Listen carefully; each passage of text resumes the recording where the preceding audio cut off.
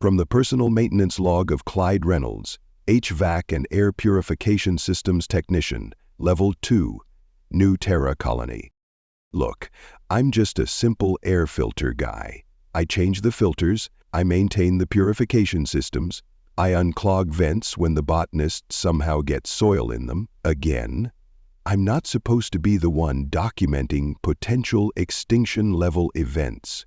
But somebody has to record this circus, and it might as well be me. At least I know how to write without using phrases like quantum harmonics every other sentence.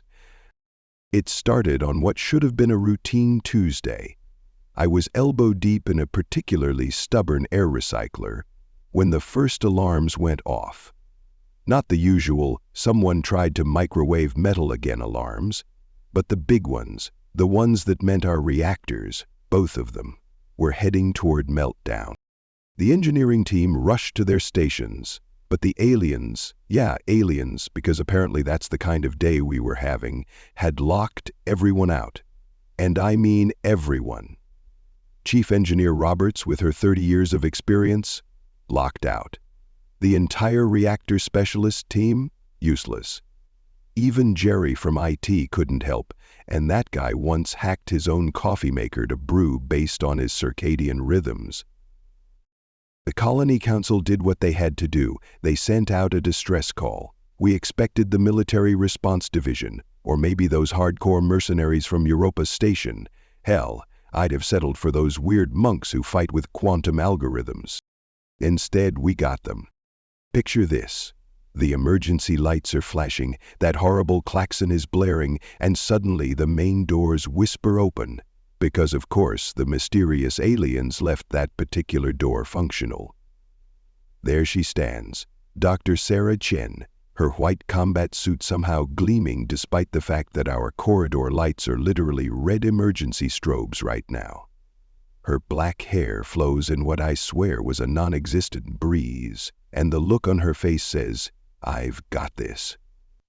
In 5 different languages. "I'm Dr. Sarah Chen," she announces, as if we couldn't tell from the dramatic entrance. "I have PhDs in xenobiology, quantum engineering, and contemporary dance." That last one she just threw in there like it was completely normal and relevant to our situation. But wait, it gets better. In comes her team. Dr. Kai Nakamura trips over nothing as he enters, drops his tablet, catches it with an unnecessary flip and adjusts his glasses. "MIT graduate class of '89, he says, unprompted. Both times. Nobody asks which '89 he means. Dr. Emma Johnson stalks in next, her military boots somehow silent on our very deliberately noisy metal grating. "Former Special Forces," she mutters, then adds, "and I wrote my physics dissertation on reactor containment." Because of course she did.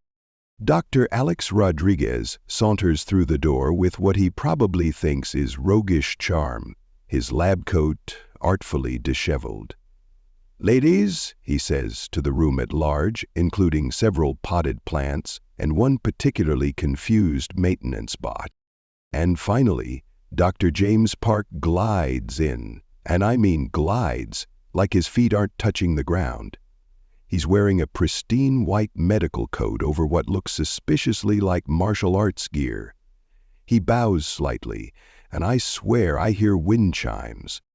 I'm standing there, filter wrench still in hand, watching this unfold, when Chief Engineer Roberts speaks for all of us. "You've got to be kidding me." "We understand your skepticism," Dr. Chen says, and somehow her hair catches the light again. "But we're the only ones who can help." "Why are you the only ones who can help? Why are you the only ones who can help?" The colony literally sent out an all-channels distress call. That part of the story was true. The vast majority of people had found ways to heal themselves. Why hadn't he? Because, Dr. Chen says with a serene smile, "we're the only ones who happen to be passing by in our experimental ship that I designed, which just happens to use the same quantum frequency as your reactor cores." The collective eye roll from the colony staff could have powered our reactors for a month. But here's the thing about imminent death by reactor meltdown. It makes you consider options you'd normally dismiss faster than a vacuum leak. And as Security Chief Wallace started taking bets on how long before these walking tropes got us all killed, I couldn't help but notice something odd. The reactor warning lights were changing color. Just slightly. Just enough that someone who spends way too much time staring at environmental system indicators would notice. And Dr. Chen was smiling like she'd already won. That's when I knew we were in trouble. Not from the reactors, not from the aliens, but from the fact that these impossibly perfect, incredibly annoying people were probably going to save us all. And I was going to have to document every painful minute of it. Maintenance note. Had to replace 3 air filters today. Also witnessed the arrival of humanity's most improbable saviors. Air filters were more exciting. You ever watch one of those old action vids where everything goes exactly according to plan even though the plan makes absolutely no sense? That's what happened next. I'm recording this because somebody needs to document how ridiculous this all was, and everyone else is too busy pretending this whole thing didn't happen. Dr. Chen gathered everyone in the main control room, her white combat suit still somehow pristine despite the fact that she'd had to crawl through the same access tunnel as the rest of us. "I've studied these alien patterns before," she announced. "Where?" asked Chief Engineer Roberts. "When?" "That's classified," Dr. Chen replied with a mysterious smile. "Because of course it was." Dr. Nakamura was already typing away at his holographic display, which he'd somehow integrated with our systems despite our best security. "The alien code signature matches perfectly with my thesis from MIT," he said, adjusting his glasses with his middle finger in what he probably thought was a cool gesture. "Did I mention I went to MIT?" "Only 4 times in the last 6 minutes," I muttered, checking the ventilation readings. Someone had to make sure we didn't suffocate, while these walking protagonists saved us. By some occurrences, everything was going well according to expectations. Dr. Johnson was examining the reactor schematics, her perfect ponytail swaying as she shook her head. "These containment protocols remind me of a classified mission in '87, she said, then proceeded to tell us about this supposedly classified mission in extreme detail. Dr. Rodriguez had somehow found time to change into a different, artfully disheveled lab coat. This one had the sleeves rolled up to show off his forearms. He winked at the reactor display. Dr. Park just stood in the corner doing Tai Chi. Actually, I'm not entirely sure it was Tai Chi. Might have been interpretive dance, hard to tell with these people. "We'll need to split up," Dr. Chen announced, because apparently she'd never seen a horror movie. To nobody's surprise, the team division was exactly what you'd expect. Dr. Nakamura and Dr. Johnson headed to the reactor core, spouting terms that I'm pretty sure they were making up on the spot. "The quantum flux is exhibiting non-linear entropy cascade," Dr. Nakamura declared. Dr. Johnson nodded sagely and added, "Just like in Stockholm." Nobody asked which Stockholm incident she meant. Dr. Rodriguez announced he would create a diversion by heading to the auxiliary control room. Somehow, he made this sound suggestive. Dr. Park glided off to the medical bay, treating injured staff members while doing unnecessary backflips between patients. I had to adjust 3 air filters in his wake because his acrobatics kept disturbing the ventilation. And Dr. Chen? She just stood there, looking dramatically into the middle distance. "I know what the aliens want," she said. "Care to share with the class?" Chief Engineer Roberts asked. "Not yet. The narrative timing isn't right. I wish I was making this up. But here's the thing that really gets me. It was working. Dr. Nakamura's technobabble was actually stabilizing the reactor cores. Dr. Johnson's classified military experience was somehow perfect for rewiring our security systems. Dr. Rodriguez's diversion, which seemed to consist mainly of him talking to himself dramatically while typing, was drawing alien attention away from critical systems. Dr. Park had not only treated every injured person in the medical bay, but had also apparently taught several of them martial arts in the process. I found 2 junior engineers practicing crane stances by the backup generators. Even the maintenance bots were working better, though I suspect that had more to do with me finally having time to repair them while everyone else was distracted by the heroes. Security Chief Wallace was frantically updating his betting pool. Most of the original bets had been for total disaster within the first hour.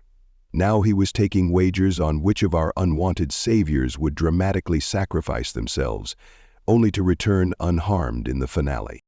I was updating the environmental controls when Dr. Chen appeared beside me. I didn't hear her approach, which should have been impossible given that I'd deliberately set the floor panels in that section to squeak. "The aliens are after the colony's secret," she said. "What secret?" I asked. "Because apparently I hate myself." She smiled that perfect smile again. "Exactly." Then she was gone, leaving me with an adjusted air filter and approximately 700 questions I didn't actually want answered. That's when the reactor core started to pulse with a strange light, and Dr. Chen's voice came over the comm. "Everyone, get ready. Phase 2 is about to begin." I checked my filter wrench and sighed. Something told me the air filtration system was about to become inexplicably crucial to saving the colony. I took possession of my suit and set out to solve the dungeon creator. Container note: replaced 15 air filters today. 6 were damaged by unnecessary acrobatics. 1 was stolen by Dr. Rodriguez, who claimed he needed it for dramatic purposes. Still haven't gotten it back. I'd like to say the final phase of our salvation was dignified, professional, something we could tell our grandchildren about without cringing. I'd like to say that, but I've committed myself to honest documentation, no matter how much it hurts. It started when Dr. Chen called everyone to the main control room for what she called a crucial revelation. She was still wearing that white combat suit, which by this point should have been at least a little dirty. I know for a fact she crawled through 3 maintenance tunnels and 1 particularly dusty ventilation shaft. I had to clean that shaft myself afterward, and let me tell you, it was like nothing had passed through there at all. I'm starting to think she exists in a different reality where dirt is optional. "I know what the aliens want," she announced, exactly like she had 2 hours ago, except this time she actually intended to tell us. "Is it our advanced technology?" Chief Engineer Roberts asked wearily. "Our strategic location," suggested Security Chief Wallace. "My contact information?" Dr. Rodriguez offered. Everyone ignored him. Dr. Chen shook her head, her hair catching the light from exactly 3 different angles simultaneously. "They want our friendship." The silence that followed was so complete I could hear a loose screw rattling in Air Handler Unit 4 2 decks below. I made a mental note to fix it later, assuming we survived this moment of pure absurdity. "I'm sorry," said Jerry from IT, who had been stress-eating emergency rations in the corner. "They tried to blow up our reactors because they want to be friends?" "Precisely," Dr. Chen beamed. "It's a test. They wanted to see if we could overcome our differences and work together in a crisis." Dr. Nakamura pushed up his glasses, which glinted meaningfully. "Just like at MIT," she thought. He paused, his hand moving to his side. "If you mention MIT one more time," Chief Engineer Roberts interrupted, "I will personally eject you into space." Dr. Johnson stepped forward, somehow managing to make the standard emergency lighting look like a dramatic spotlight. "Sarah's right. I've seen this before in—" "Let me guess," I said, surprising myself by speaking up. "A classified mission?" She looked offended. "No, my second doctoral dissertation." Dr. Park, who had been meditating upside down in the corner, gracefully flipped to his feet. "The chi flows suggest harmony is the answer," he said. This was the first time I'd heard him speak, and somehow wind chimes sounded in the distance. We don't have wind chimes on the colony. "So, what's the plan?" Security Chief Wallace asked, already updating his betting pool. The current odds favored power of friendship over last-minute technical solution by 3-1. Dr. Chen's expression turned serious. Well, more serious. Her default expression was already pretty serious, in a photogenic sort of way. "We need to combine our abilities. Kai will use his MIT education." "That's it, I'm getting the airlock ready," muttered Roberts. "To reconfigure the reactor's quantum harmonics, Emma will apply her military tactical knowledge to synchronize the power fluctuations. Alex, where are you going with that air filter?" "Adding dramatic atmosphere," he called back, disappearing down a corridor. "James will channel the colony's collective chi, and I'll translate the alien's quantum emotional frequency using interpretive dance." I looked down at my filter wrench, then at the assembled colony staff, then back at my wrench. "And what do we do?" "You, Clyde," she said, and I immediately regretted asking, "have the most important job of all." Of course I did. 20 minutes later, I found myself coordinating the entire colony's ventilation system to create specific air current patterns that would, according to Dr. Chen, speak to the aliens' souls. Dr. Park was doing Tai Chi in the center of the main atrium. Dr. Johnson was reciting military codes that somehow synchronized with Dr. Nakamura's rapid typing. Dr. Rodriguez had arranged several stolen air filters into what he claimed was an artistic statement about humanity's resilience. And Dr. Chen was dancing. I wish I could say it didn't work. I really, really wish I could say that. But as she twirled and leapt through the atrium, her movements synchronized with the air currents I was managing. I still don't know how. Something changed. The reactor warnings shifted from red to purple, to a sort of peaceful blue. Alien codes scrolling across our screens transformed into what looked suspiciously like emoji. The aliens, it turned out, really did just want to be friends. They were so impressed by our unique problem-solving approach, their diplomatic way of saying whatever the hell that was, that they not only stopped trying to blow up our reactors, but also offered us advanced technology. Dr. Chen declined the technology, saying humanity needed to find its own path. I suspect she just didn't want to deal with the paperwork. As our unwanted heroes prepared to leave, Dr. Chen turned to address the colony one last time. The emergency lights, despite having been fixed hours ago, dimmed dramatically for her speech. "Remember," she said, "the greatest power was inside you all along." "That's not how reactors work," Chief Engineer Roberts muttered, but by then they were already leaving, their white combat suits and lab coats somehow catching non-existent wind as they walked. Dr. Rodriguez tried to take another air filter as a souvenir. I still had my wrench. He reconsidered. The sound of my name being called outside reinforced my decision. The betting pool was settled, with Security Chief Wallace owing someone named McRandom Name in Hydroponics an absurd amount of credits. Apparently, they'd been the only one to bet on all of the above for resolution methods. We spent the next week updating our emergency protocols. The new first response procedure is to check if any normal non-protagonist rescue teams are available before accepting help from passing ships, no matter how dramatically they're introduced. I've also instituted a new sign-out system for air filters. As for me, I've got some thinking to do. The aliens sent us a message after they left, and apparently my masterful manipulation of air currents for emotional resonance impressed them. They offered me a job. I turned it down. Someone has to stay here and keep the air filters clean. Besides, I've had enough main character energy for one lifetime. Maintenance note. Final tally. 27 air filters replaced, 3 stolen, One turned into modern art.